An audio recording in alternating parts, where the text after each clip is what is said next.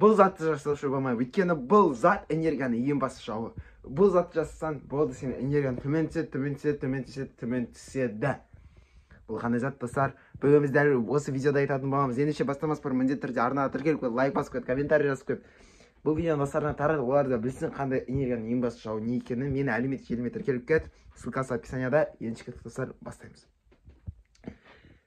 Энергияның ең басты жауы не? Я, біз айтамыз ғой, мысалы, қант энергияны өлтіреді. Ұйқы көп, мөлшерінен көп ұйқы, немесе дұрыс емес ұйқы энергияны өлтіреді, тағы да басқа нәрсе. Дұрыс емес тамақ энергияны өлтіреді. Тағы да көптеген дофаминдік іс-әрекеттер арқылы энергияны өлтіретін нәрсе бар. Бірақ энергияның басты жауы емес олар. Олар бір детальдары. Олар бір пешкалары.